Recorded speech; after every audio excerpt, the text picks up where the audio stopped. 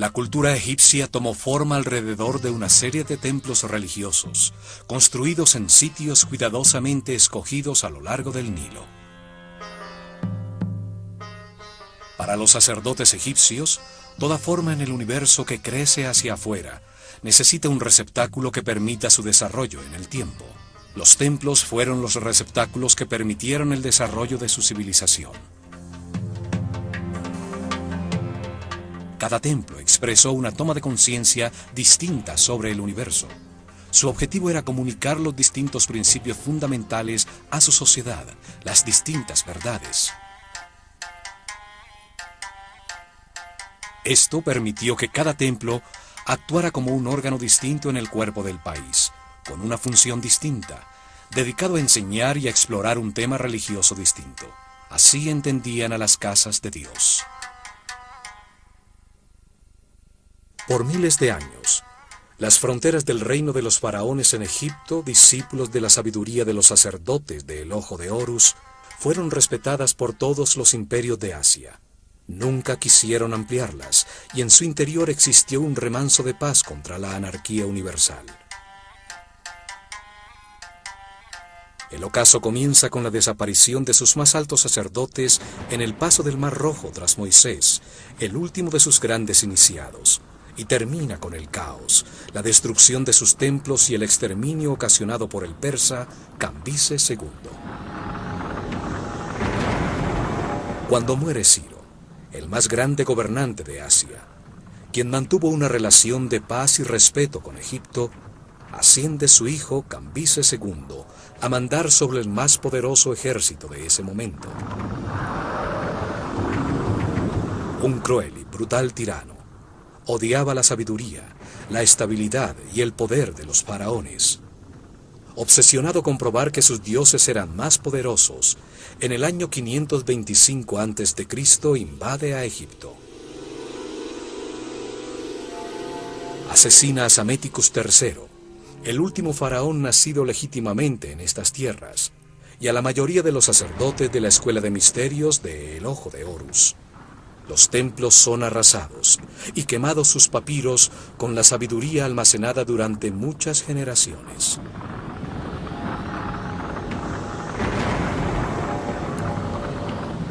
El conocimiento se había convertido en oscuridad y la otrora sabiduría egipcia desaparece con sus altos sacerdotes.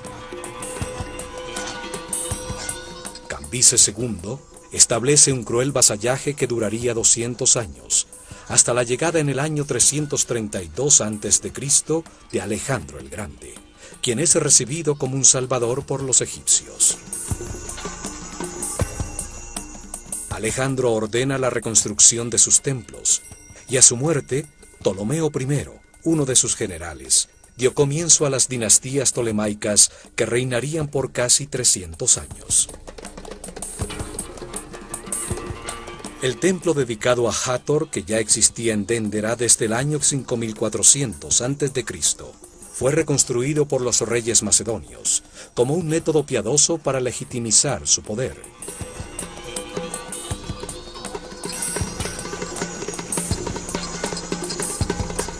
Hieroglifos en una de sus criptas subterráneas afirman que fue reconstruido siguiendo exactamente los antiguos planos y diseños realizados por el sabio Imhotep.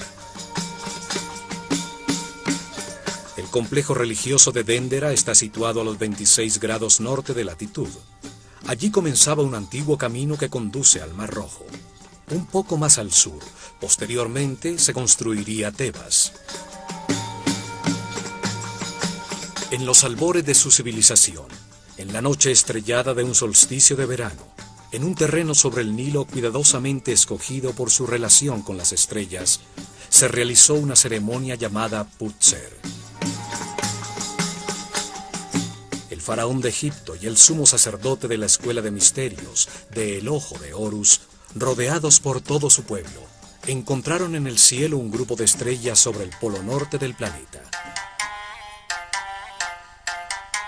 Ellos la llamaron la constelación de Tuaret, y su símbolo era una madre hipopótama de color rojo. En nuestros tiempos, a ese mismo grupo de estrellas lo llamamos Draconis, y su símbolo es una serpiente dragón. La más brillante de todas era Alfa Draconis, la estrella que en esa época se ubicaba exactamente sobre el eje de giro del planeta, y que 4.320 años después fue reemplazada por Polaris, la que guía actualmente a nuestros navegantes.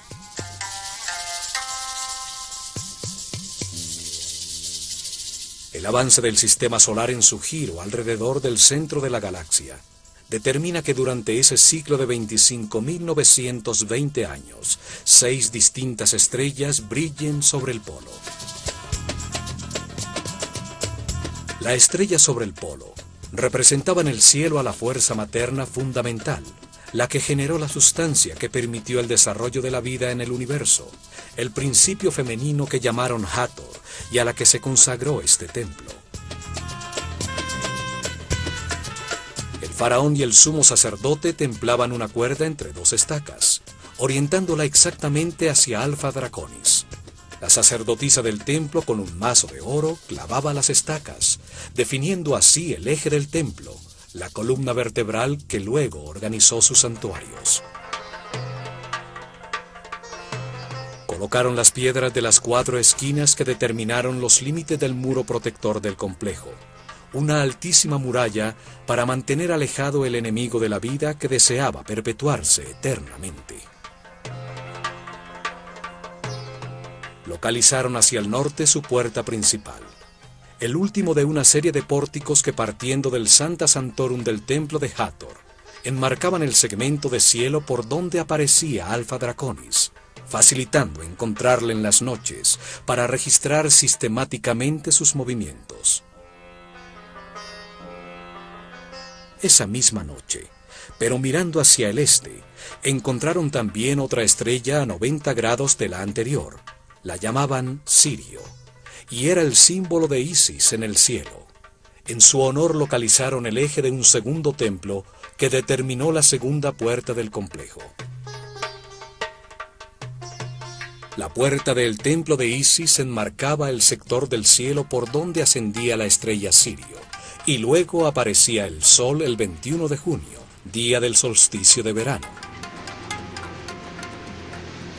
El templo creció en su interior mientras los sacerdotes registraban los movimientos de las estrellas y estudiaban los procesos impulsados por su energía, tallando en sus muros las conclusiones encontradas sobre ese tema sagrado. Sirio, el símbolo de Isis, era llamada la estrella perro, pues sigue a la constelación de Orión, la personificación de Osiris en el cielo. Luego de estar escondida tras el horizonte por 120 días, marcaba con su reaparición el momento del desbordamiento del Nilo. Luego permanecía visible por 40 días, el mismo tiempo que duraban las inundaciones. Esta correspondencia hizo que Sirio se volviera muy importante para la vida del país, que dividía su año en 3 estaciones, llamadas tetrámenes, determinadas por el desbordamiento del Nilo. Las festividades del año comenzaban con el desbordamiento del Nilo, y Sirio marcaba con su reaparición en el cielo esta importante fecha. Cuando la estrella desaparecía, el río recuperaba sus niveles normales. El calendario y la sincronización de la vida egipcia con el sol y las estrellas era tan importante que el faraón de Egipto, al asumir su función, debía jurar que nunca alteraría las fechas del calendario. Sin embargo, el día en que reaparecía Sirio en el cielo dependía de la latitud del templo en el que era esperada, pues en la sureña Elefantine se veía 7 días antes que en la norteña Bubastis.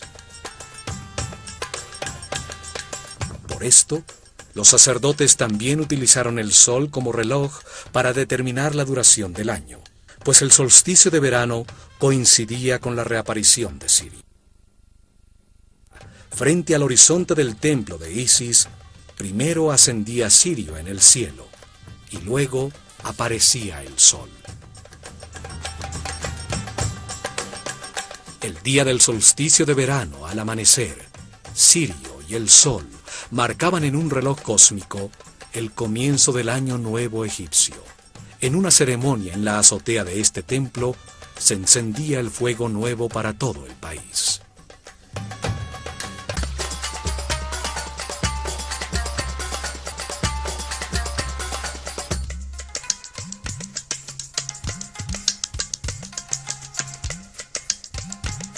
Para entrar a Déndera, hay que atravesar una serie de construcciones realizadas por los romanos durante los reinos de los emperadores Trajano y Domitiano. Una serie de kioscos al lado y lado enmarcan el pórtico norte incrustado en los masivos muros que protegían el recinto.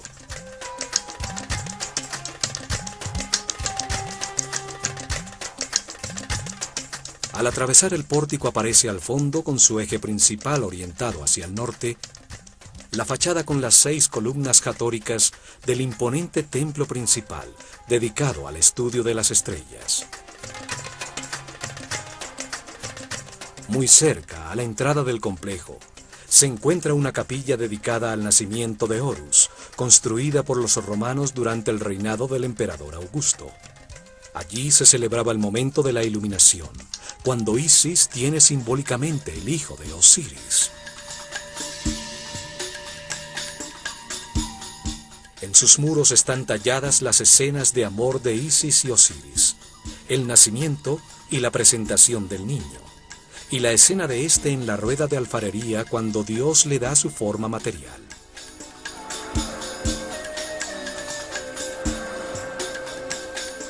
Sobre el capitel de sus columnas está representado el dios Bes, el protector de las parturientas, que favorece el nacimiento de los niños.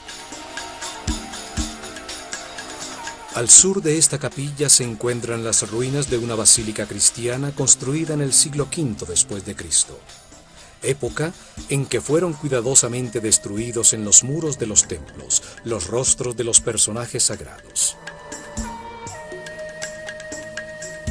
Más cerca al templo principal quedan las ruinas de un sanatorio, donde eran hospedados los enfermos que acudían al templo de Hathor en busca de sanación. Los sacerdotes del templo utilizaban sus conocimientos de medicina para ayudar al pueblo en el plano material. Hathor, la fuerza femenina multiplicadora de la vida, era reverenciada como una figura compasiva. El pueblo atravesaba grandes distancias para orar en su templo, bañarse en sus piscinas sagradas y recibir las medicinas y cuidados que necesitaban. El complejo de Déndera podía albergar miles de personas, y en el interior de sus muros existieron otra serie de construcciones que albergaban panaderías, cervecerías, cocinas, almacenes, graneros, las habitaciones de los sacerdotes e iniciados en cientos de bóvedas parecidas a estas frente al Rameseno en Tebas. Alrededor de sus muros exteriores, el pueblo construyó sus casas, dando lugar a un polo de desarrollo bajo el cuidado de los guardianes del conocimiento, los sacerdotes del Ojo de Horus. El diseño de la fachada del templo de Hathor es distinto al del tradicional templo egipcio, pues sus columnas frontales están unidas hasta media altura por unos muros profusamente decorados.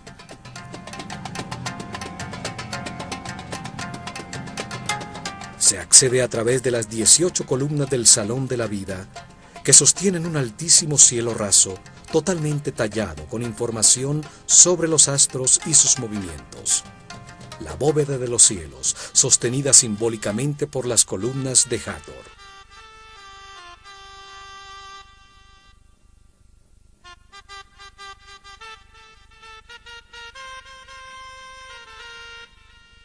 Cada columna tiene la forma de un sistro, un instrumento sagrado que hace vibrar una serie de discos de metal, utilizado por las sacerdotisas de Hathor, la patrona de la danza y de la música, para producir una vibración que adormece la conciencia. En lo alto, el capitel está formado por 4 rostros tallados de Hathor. cada uno mirando hacia un punto cardinal, simbolizando que su fuerza se siente en todas partes del mundo. Sus ojos de serpiente y sus oídos de vaca, el símbolo de la maternidad y la nutrición, producen una imagen casi extraterrestre, asociada en innumerables leyendas al planeta Venus. El templo fue encontrado en muy buen estado por las tropas de Napoleón, debido a que permaneció sepultado bajo la arena por miles de años.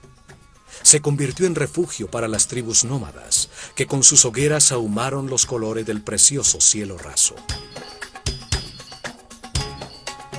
En el cielo raso de este gran salón, los últimos sacerdotes de Dendera tallaron las tablas astronómicas que aún conservaban, producidas por varias generaciones de sacerdotes, para impedir que este conocimiento desapareciera para siempre. Todas las constelaciones que forman los signos del zodíaco aparecen representadas en sus barcas simbólicas, con imágenes de Nut, el símbolo de los cielos, que devoraba todas las noches el disco solar para parirlo nuevamente al amanecer. Los sacerdotes deciden transcribir en los muros de estos templos algunos papiros importantes como los registros astronómicos, que se salvaron de la destrucción de Cambises con el fin de preservarlos para las generaciones futuras.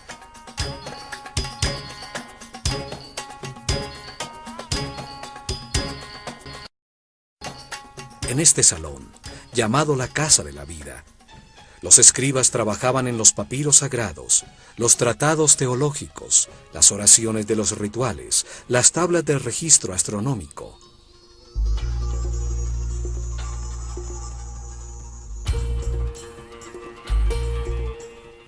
El arte, la teología, la magia, la astronomía y la medicina se enseñaron a los discípulos de la Escuela de Misterios en este gran salón. Aquí se registró el cambio regular y sistemático de las constelaciones circumpolares para seguir la precesión de los equinoccios. Al cruzar el altísimo salón, se llega al Salón de las Apariciones, una cámara más baja soportada por 6 columnas, donde aparecía desde la penumbra de su santuario la brillante estatua dorada de la diosa Hathor al salir para las ceremonias religiosas y procesiones. En su parte superior se encuentran las capillas dedicadas a Osiris, el símbolo del proceso de perfeccionamiento que vive todo ser humano a través de la reencarnación, para transmutar en muchas vidas su animalidad original y convertirse en un superhombre. Una de las capillas tiene el famoso zodíaco de Dendera, que ilustra cómo este proceso ocurre mientras el sistema solar da un giro alrededor de la galaxia, y la otra ilustra el mito de Osiris. Alrededor de este salón se encuentran los 6 salones de los rituales diarios. El primero guardaba los objetos dedicados al culto. El salón de la purificación, que tiene una puerta que conduce al lago sagrado, era utilizado al amanecer por los sacerdotes en sus rituales de limpieza. Los templos tenían un lago sagrado, excavado hasta llegar al nivel freático de la zona, forrado en piedra y con una serie de escaleras que permiten a los sacerdotes introducirse en el agua para purificarse antes de comenzar su servicio en el templo. En el siguiente se organizaban los oficios. Conducía al corredor de acceso a la escalera de caracol que llega a la azotea del templo, utilizada por las noches en los registros de la bóveda celeste. Del lado izquierdo, el salón del fondo comunicaba con el exterior para recibir las ofrendas que todos los días realizaba el pueblo creyente a sus guías espirituales. Las viandas y animales dedicados al sacrificio eran almacenadas y preparadas en las otras 2 cámaras. Desde el Salón de las Apariciones se llega al corredor de las 2 escaleras del templo. derecha, la simbólica escalera de caracol utilizada para subir la procesión con el santuario portable, la barca de oro con la figura de Hathor hasta la terraza a esperar la aparición del sol en el solsticio de verano. Simboliza a la escalera de la luz, cada vuelta o vida más arriba en la escala de la conciencia, la materia que se remonta hacia el espíritu.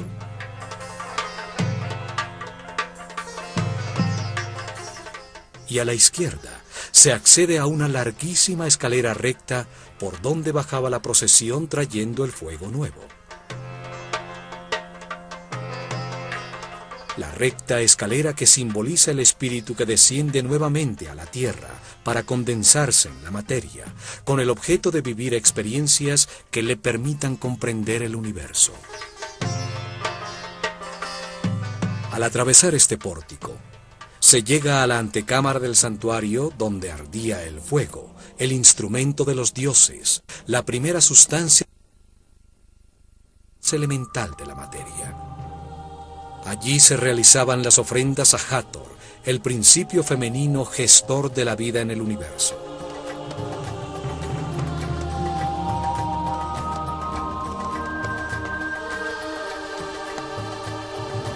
A la izquierda de este salón estaba la capilla donde se guardaba la barca de oro, el santuario portátil que era el símbolo del movimiento físico del disco solar. La barca de la vida era utilizada para llevar la figura de Hathor en una florida procesión. El día de luna nueva, el tercer mes de verano, en el Festival del Bello Encuentro, por el Nilo hasta el cercano templo de Horus en Edfu.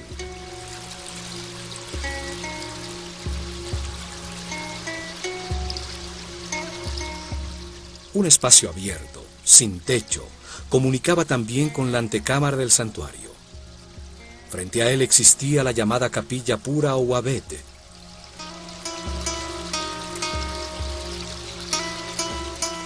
A este espacio abierto eran sacadas las figuras simbólicas para que renovaran sus fuerzas al recargarse con la energía del sol. A medida que entramos más profundamente, el templo se hace más oscuro, los techos más bajos y las puertas más estrechas. El piso se eleva para enmarcar claramente desde el santuario a la estrella Alfa Draconis sobre las cabezas de los asistentes a las ceremonias. Y por fin, en lo más profundo del templo, sobre su eje principal, se llegaba a su corazón, su espacio más sagrado, el hogar de Hathor, su figura de oro, la carne simbólica de los dioses, con sus ojos de piedras semipreciosas, permanecía cerrada en un pequeño tabernáculo.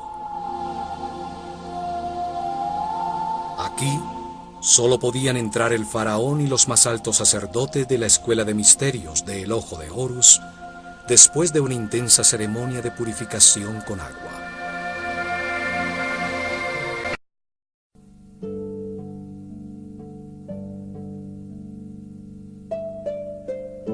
Los egipcios entendieron que como todo ser en el universo, Dios tiene una parte masculina emisora, de la que fluye la información, y una parte femenina que la recibe para gestar con su sustancia todo lo creado. Al Dios masculino le dieron 3 nombres. Lo llamaron Atum cuando aún no había creado el universo y permanecía inmanifestado. Lo llamaron Ta cuando organiza y crea el universo, las estrellas, los planetas y los reinos naturales sobre ellos. Y lo llamaron Amon-Ra cuando sobre toda la creación da lugar a la conciencia del hombre. De manera similar a su parte femenina también le dieron 3 nombres.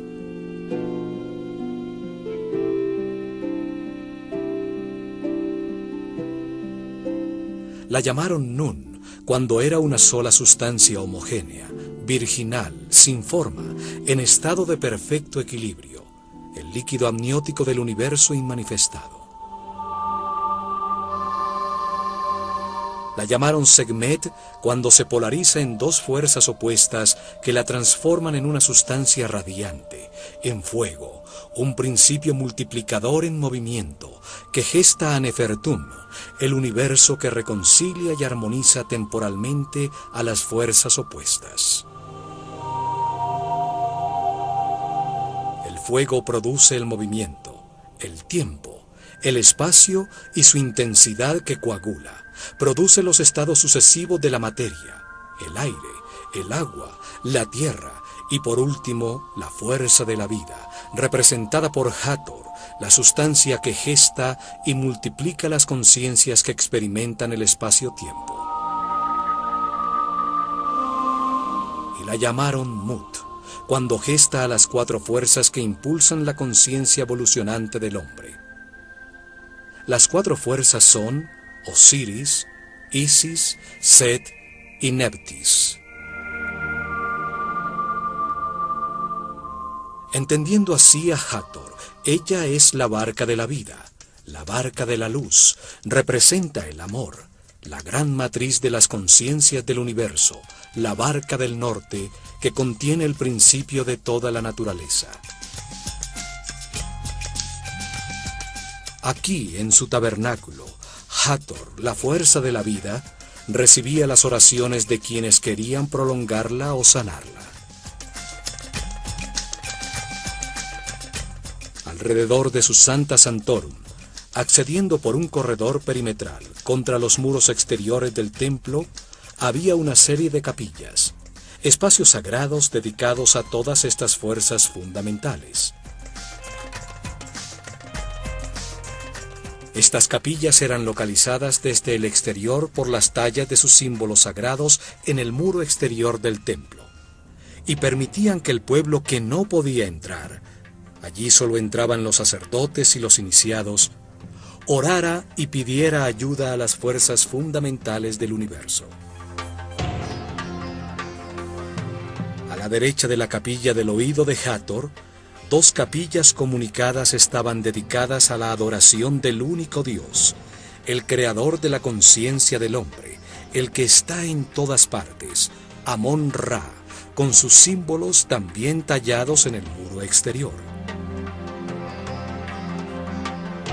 Las 2 capillas comunicadas de la izquierda contenían las figuras que simbolizaban a las fuerzas fundamentales del Bajo Egipto, todas en relación con Hathor y su instrumento musical, el sistro. 4 santuarios a la derecha dedicados a Horus, a Sokar, a Isis y por último uno dedicado al gnomo de Déndera, el patrono o santo de la zona de Egipto donde se encontraba el templo. Había otra capilla que contenía el collar de Menat, un collar utilizado por el sumo sacerdote en las ceremonias y procesiones, con 4 figuras de Hathor, cada una con un trono simbólico encima. Los 4 tronos representaban a los poderes supremos del universo: el amor, la sabiduría, la fuerza infinita de la voluntad divina y la armonía. Bajo el piso de estos espacios existía una serie de criptas donde se almacenaban los elementos más sagrados, las pieles escritas y papiros más secretos concernientes a la revelación de este templo.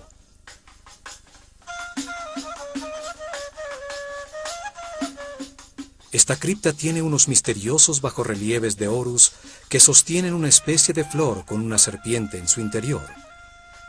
Teorías científicas afirman que se trata de las lámparas que pudieron utilizar para iluminar sus cámaras y construcciones bajo tierra.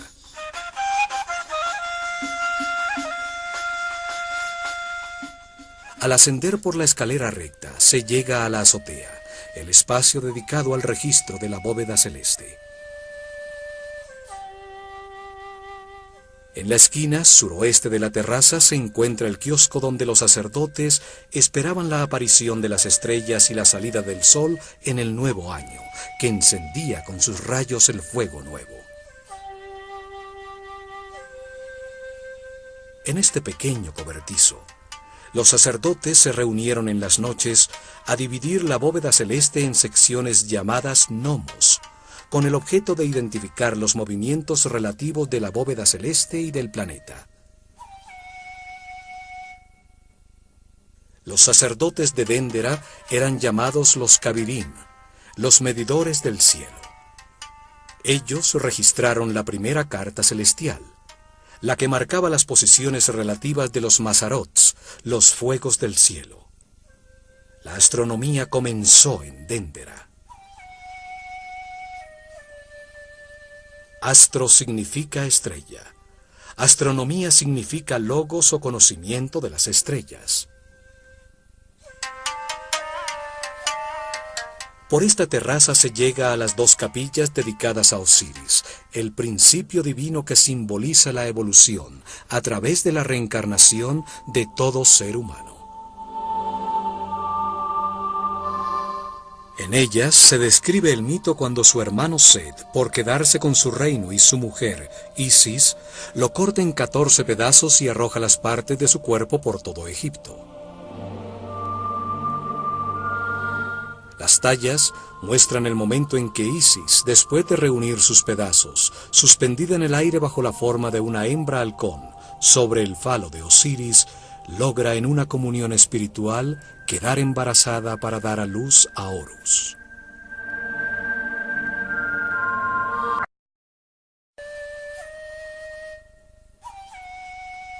En el cielo raso de la segunda capilla se encuentra el llamado zodíaco de Déndera, una inmensa losa de piedra con una talla de la bóveda celeste alrededor del polo norte, como se veía en el año 700 a.C., durante el solsticio de verano a la medianoche.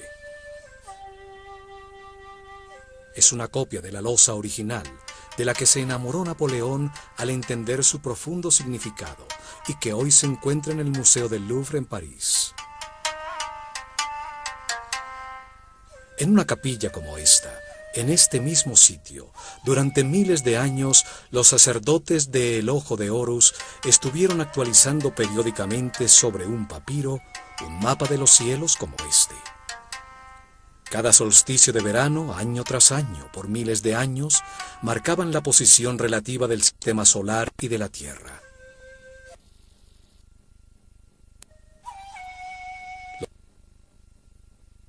Cambises II tallaron en la piedra para la posteridad un grafismo que se salvó de la destrucción con una de las últimas actualizaciones al mapa celestial, como se veía en el año 700 a.C., durante el reinado del faraón Taharqa en la dinastía 25ª. La bóveda celeste es sostenida por 8 figuras arrodilladas de Horus y 4 figuras femeninas de Isis. Un círculo de hieroglifos une esta simétrica disposición. En su momento la bóveda celeste estaba pintada de azul, resaltando las simbólicas figuras. Las varas sagradas de 4 figuras marcan un punto cerca del centro de la bóveda. Saturno, el padre de los planetas. Júpiter, Marte y Osiris, que representan a la constelación de Orión, con su estrella compañera Sirio, la personificación de Isis en el cielo. Señalan al océano de Tuaret, la madre hipopótama con cola de cocodrilo y patas de león, que preside la bóveda celeste y que representa a la constelación que hoy llamamos Draco, en la que brillaba la estrella Alfa Draconis, exactamente sobre el eje de giro del planeta. El eje del templo está orientado 71.5 grados hacia el noreste, para enmarcar en sus pórticos el segmento de cielo donde aparecía la estrella polar Alfa Draconis, que en la bóveda aparece sobre el seno de la hipopótama. A su lado se encuentra la constelación del Chacal Rojo, con la estrella Mitzar en su pata delantera, la representación egipcia de la constelación de la Osa Menor, con la estrella que hoy llamamos Polaris. Alfa Draconis sobre el seno de Tuaret está fuera del punto central de la bóveda, marcando el desequilibrio necesario para que exista el movimiento elíptico del universo, que hará que sobre el eje del planeta se sitúe la estrella Polaris, la que está en todo el centro de la bóveda. La estrella polar, alrededor de la cual parece girar la bóveda celeste, era muy importante para los egipcios, pues representa la energía sobre el eje de giro del planeta, sobre su columna vertebral, la que organiza los órganos de todo ser vivo, desde un insecto, un hombre o un planeta. Además, sus sacerdotes, durante el reinado de Senefrú, mucho antes de la construcción de la Gran Pirámide, habían predicho que cuando Alfa Draconis fuera reemplazado por Polaris, llegaría el fin de su civilización, como lo atestigua el papiro de Nefer-Rohu. El templo de Hathor estaba orientado para registrar las constelaciones situadas alrededor del eje de giro del planeta. Las 6 constelaciones circumpolares, cuya energía afecta al planeta mucho más tiempo y más directamente que las constelaciones zodiacales. En una época en que el día y la noche eran como la vida y la muerte, el sector del cielo sobre el polo, donde las estrellas eran siempre visibles, contrastando con las que ascendían y desaparecían, representaban a los poderes de la oscuridad, a los que la luz saliente del sol hacía desaparecer. La oscuridad inicial, la madre oscuridad, el espacio vacío, el caos, era representado por esta hipopótama roja. Los hipopótamos al salir del agua exudan un líquido rojo. El agua del Nilo, al desbordarse y quedar sobre la tierra, se volvía roja debido al óxido de hierro. El rojo simboliza la fuente materna. A su lado se reconocen las otras constelaciones circumpolares, como la constelación de la Pata con su estrella Mesquet, hoy llamada constelación Cefeus con su estrella Alfirc, y la constelación de Hércules. Desde la estrella sobre el polo dividieron el cielo a su alrededor en 12 sectores principales de 30 grados cada uno. Las constelaciones de estrellas, las cuales contenían los decanos, una serie de 36 estrellas muy brillantes por las que pasa el sistema solar en su viaje por la galaxia. El sistema solar y el hombre, al atravesar cada uno de los 12 sectores en los que agruparon a las estrellas, recibían una influencia energética distinta que impulsaba en los espíritus encarnados en cada momento un proceso distinto de perfeccionamiento.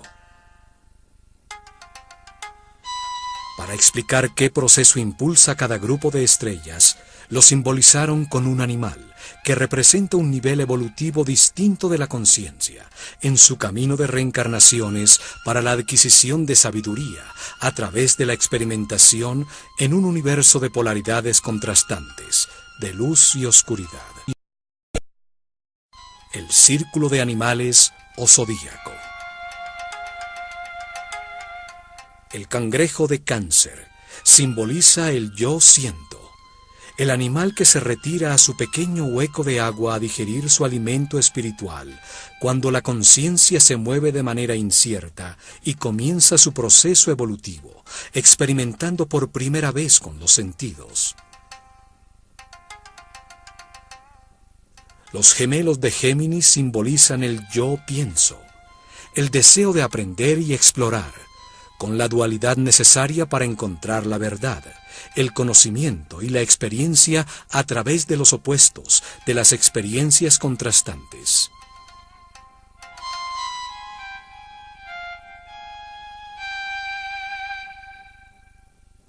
El toro de Tauro despierta la maternidad de las hembras, impulsa los procesos con el yo tengo, las posesiones materiales, la raíz que permite a la tierra recibir el poder de la vida para dar semilla, la fertilidad.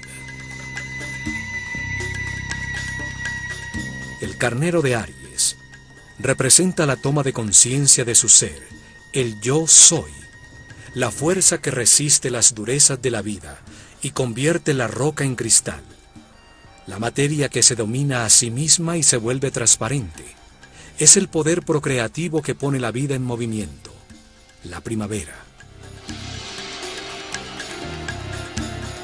Los peces de Piscis impulsan los procesos con el yo creo, con el sistema de creencias adquirido.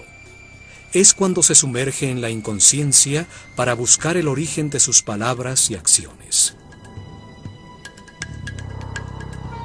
En Acuario la conciencia irradia los conocimientos verificados y adquiridos por Géminis. Lleva el agua de las altas frecuencias del libre espíritu a los más remotos mundos, simbolizando el yo sé. Capricornio utiliza esos conocimientos adquiridos simbolizando el yo uso para concentrar la materia hasta que se vuelve transparente. En la era de Sagitario, el yo veo, la conciencia evolucionante ya es un ser que ha crecido más allá de su naturaleza animal. El centauro con su conciencia dirigida a lo divino. Es el poder espiritual del pensamiento, la sabiduría de la edad. Escorpión simboliza el yo deseo. Es el animal que se puede matar a sí mismo con su propio veneno. Una era donde se viven experiencias para entender que el universo es perfecto y que todo lo que se necesita para ser feliz se tiene, que no hay que desear nada. La balanza de Libra simboliza el yo equilibrio. Se aprende a ceder, a ser elástico ante todas las situaciones de la vida, para lograr la armonía.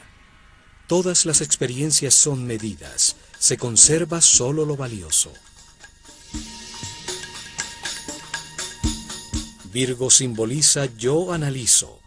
Es cuando se recoge la cosecha, la maternidad del universo, y se viven procesos para aprender a no reaccionar, a pensar antes de hablar. Y por último, Leo, el símbolo del yo puedo, el rey de los animales, el gran padre del zodíaco, la fuerza del fuego que ha verificado todas las verdades al experimentar en carne propia los resultados de sus decisiones en millones de situaciones a lo largo de muchas reencarnaciones. En este punto, el hombre deja de identificarse con sus instintos animales. Su conciencia deja de ser un establo donde viven sus pasiones descontroladas. Abandona el círculo de los animales.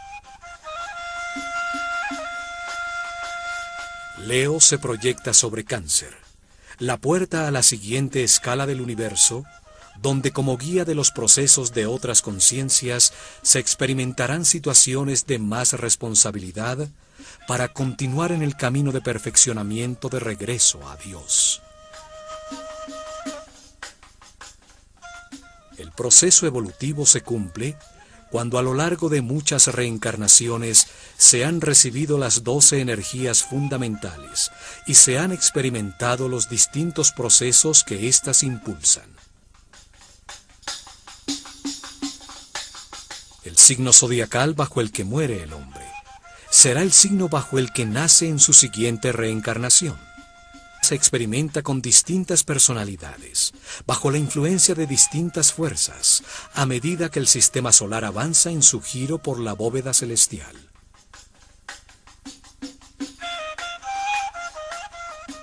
Hoy conocemos este giro con el nombre de precesión de los equinoccios, pero no entendemos su profundo significado en nuestro propio proceso evolutivo. Para Occidente no existe el perfeccionamiento espiritual como un proceso de muchas reencarnaciones. Este mapa celestial prueba los conocimientos astronómicos y filosóficos de los sacerdotes de la escuela del Ojo de Horus, y que entendieron la vida en el universo como un proceso diseñado por Dios para convertir un animal ignorante en un superhombre sabio. Subiendo por una escalera de peldaños en cantilever contra un muro profusamente tallado con hieroglifos, se asciende a la terraza superior del templo. Allí aún se conservan las hendiduras que soportaban los instrumentos utilizados por los sacerdotes para registrar adecuadamente los movimientos de los astros. El templo de Hathor registraba los movimientos de las estrellas polares y allí siguieron el cambio de Alfa Draconis, que en el año 4320 a.C. brillaba sobre el polo norte por Polaris, la estrella que hoy guía a nuestros navegantes. En esta terraza, en muchos solsticios de verano, se realizaron las ceremonias para recibir el Año Nuevo egipcio, cuando la barca de Hathor, el principio multiplicador de las conciencias que vienen a experimentar en el espacio-tiempo, subía a la azotea. Allí, los primeros rayos del sol, que anunció Sirio al reaparecer en el horizonte, prendían el fuego nuevo, la fuerza que puso en movimiento al universo, generando un sitio donde la conciencia aprendiera el significado del amor, gracias a la existencia del miedo.